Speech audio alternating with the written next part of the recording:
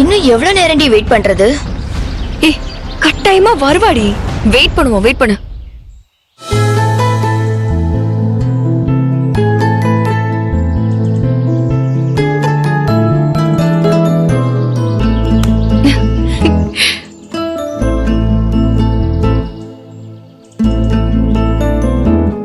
ரொம்ப ஓவராலாம் சந்தோஷப்படாத.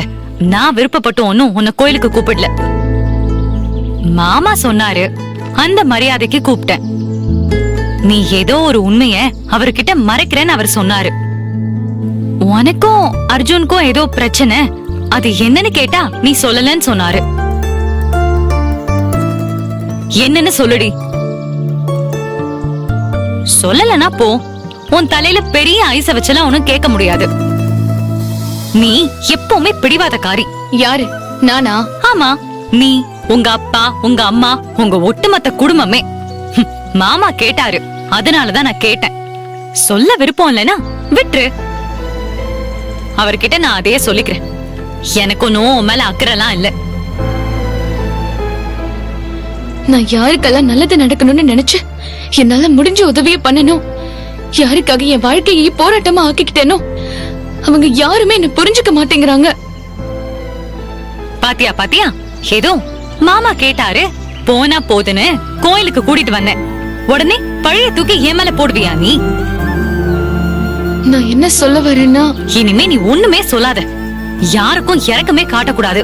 உன்னை கோயிலுக்கு கூப்பிட்டது ஏன் தப்பு, மன்னிச்சிடு. ஏன்னு புரிஞ்சுக்காம இப்படி கோவப்படுற? நான் உன்னை என்ன சொன்னேன்? என்ன சுத்தி நடக்கிற விஷயத்த பத்தி நான் பொதுவா சொன்னேன். அம்மா தாயே, போதும். இனிமே நம்ம ஒன்னும் பேசிக்க வேண்டாம்.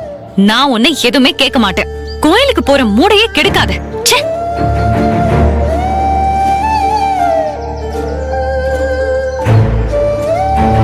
அக்கா, அக்கா.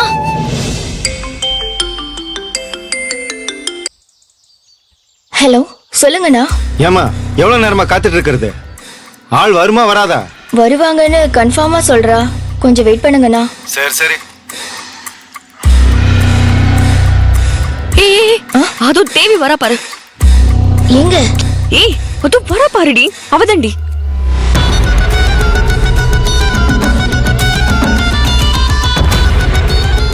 அண்ணா, அவ வரா. கத்திரிப்பூ கலர் புடவை கட்டி கையில பூச்சிக்கொடியோட வரா. பார்த்தாச்சு பார்த்தாச்சு.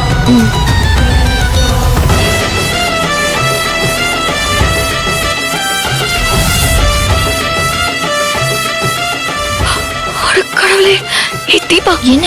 சத்தியாவும் கூட வராடி. ஐயோ, என்னாச்சு? கூட பின்னாடி இன்னொருத்தி வரா. எது? கூட ஆள் வருதா? தோடா, இப்ப என்ன பண்ணலாம்? ஏய், என்னடி பண்றது இப்போ?